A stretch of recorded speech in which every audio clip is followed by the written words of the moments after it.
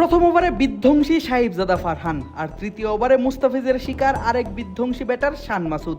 দুইটি গুরুত্বপূর্ণ উইকেট পেলেও ফিজ হজম করেছেন এবারের পিএসএল এ নিজের প্রথম ছক্কা। শুধু তাই নয়, 3 ওভারে খরচ করেছেন 37 রান, ইকোনমির হিসেবে যেটা পিএসএল এ তার সর্বোচ্চ। তবে গুরুত্বপূর্ণ 2 উইকেট শিকার করে ফিজ রেখেছেন দলের জয়ে বড় ভূমিকা। তবে তার থেকেও বড় অবদানটা বোধহয় পারভেজ ইমনের।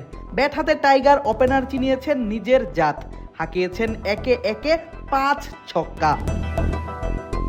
মাত্র 13 ওভারে 186 রানের পাহাড় সম টার্গেট নিয়ে লাহোরের বিপক্ষে ব্যাট করতে নামে মুলতান সুলতান। আর তাদের ইনিংসে নিজের প্রথম ওভারটা করতে মুস্তাফিজুর রহমান আসেন 6ষ্ঠ ওভারে। ততক্ষণে 2 উইকেট হারিয়ে 48 রান সুলতানসের। মারমুখী সাহিবজাদা ফারহান ফ্রিজের প্রথম বল থেকে নেন মাত্র একটি সিঙ্গেল, দ্বিতীয় বল থেকে শান মাসুদও নেন 1, আর তৃতীয় বলেই বিধ্বংসী সাহিবজাদা ফারহানকে ফেরান ফিজ। প্রতিপক্ষকে ফেলেন আরো চাপে। চতুর্থ, পঞ্চম এবং ষষ্ঠ বলে সিঙ্গেল আসলে ফিজ নিজের ওভারটা শেষ করেন মাত্র 5 রান দিয়ে, সঙ্গে শিকার 1 উইকেট।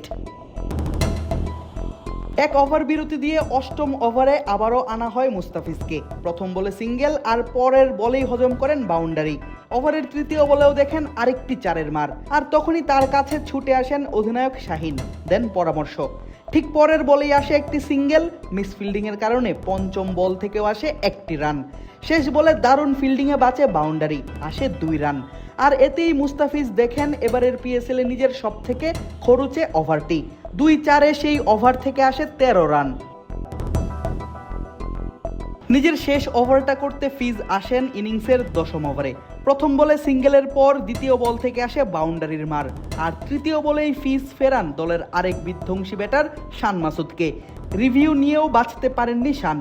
তবে ঠিক পরের বলেই পিএসএল এ নিজের প্রথম ছক্কাটা হজম করেন মুস্তাফিজ। পরের বলেই দেন ওয়াইড।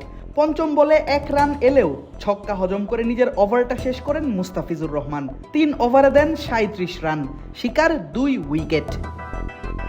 এর আগে প্রথম ইনিংসে পারভেজ ইমন ব্যাট হাতে দেখান ছক্কার বৃষ্টি, খেলেন ঝড়ো এক ইনিংস।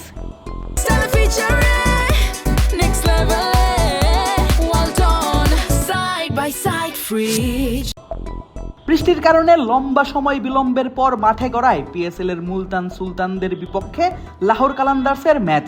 খেলা দেয়া হয় ইনিংস প্রতি 13 ওভারে। টসে হেরে সেই ম্যাচে আগে ব্যাট করতে নামে লাহোর, আর তখনই দেখা যায় ব্যাটিং অর্ডারের প্রমোশন ঘটে পারভেজ ইমনের। 4-এ নয়, ইমনকে নামানো হয় ওপেনিংয়ে। গেল 2 ম্যাচে ব্যাট হাতে তেমন অবদান রাখতে না পারলেও টাইগার এই বাহাতি ওপেনারের উপর ভরসা রাখে কালান্দার্সরা। আর সেই ম্যাচের প্রথম ওভার থেকেই আসে 26 রান, যেখানে ইমনের অবদান কেবল একটি সিঙ্গেল। দ্বিতীয় ওভারের প্রথম 3 বল মোকাবেলা করে ইমন আদায় করতে পারেননি কোনো রান। চতুর্থ বলে প্রান্ত বদল করেন সেই সিঙ্গেল নিয়েই। নিজের খেলা 6ষ্ঠ বলে প্রথম বাউন্ডারির দেখাটা পান বাহাতি এই ব্যাটার। কালান্দার্স দুর্দান্ত শুরু করলেও ঠিকঠাক যেন জ্বলে উঠতে পারছিলেন না ইমন। আর তারপরে দেখা গেল তার কামব্যাক। ইনিংসের চতুর্থ ওভারেই এই ব্যাটার হাঁকান দারুণ এক ছক্কা। নিজের ফেস করা 11তম বলে উড়িয়ে বলকে পাঠান সরাসরি গ্যালারিতে। ঠিক পরের বলেই দারুণ এক শটে আরও একটি ছক্কা হাঁকান ইমন। হাঁটু গেড়ে খেলা সেই শটের পরেই তার মুখে ফুটে হাসি, হাসি ফুটে তার ব্যাটেও। 2 ছক্কার ঠিক পরের বলেই 1-4 হাঁকিয়ে ইমন বুঝিয়ে দেন দলের ভরসার প্রতিদান তিনি দিচ্ছেন ব্যাট হাতেই। ব্যাট চালান 200 স্ট্রাইক রেটে। পরের ওভারটাতেও বোলার ফয়সালকে ইমন স্বাগত জানান ছক্কায়। পরের বলেও আসে আরও 1-6। পঞ্চম ওভারের তৃতীয় বলে ইমনের ব্যাট থেকে আরেকটি ছক্কা আসলে এই বাহাতি ব্যাটার করেন ছক্কার হ্যাট্রিক। তবে 18 বলে 45 রান করা পারভেজ ইমন পৌঁছাতে পারেননি নিজের ব্যক্তিগত অর্ধশতকের ঘরে, কেননা 6ষ্ঠ ওভারের প্রথম বলেই মোহাম্মদ ইসমাইলকে ছক্কা হাঁকাতে যান ইমন, আর এতেই কাটা পড়েন সীমান্তে মোহাম্মদ নওয়াজের হাতে। আর এতেই থামে লাহোরের গাদ্দাফি স্টেডিয়ামে ইমনের ছক্কা বৃষ্টি। 19 বলে 45 রান করে আউট হওয়া পারভেজ ইমন ব্যাট চালিয়েছেন 240 স্ট্রাইক রেটে, হাঁকিয়েছেন 2-4-এর বিপরীতে 5-5টি ছক্কা। আর এমন ঝড়ো ব্যাটিংয়ের ফলে লাহোর পায় নিজেদের ইনিংসের দারুণ এক শুরু। 13 ওভারে করে বসে বড় সংগ্রহ। আদিব আশরাফ, ক্রিক ফ্রেঞ্জি।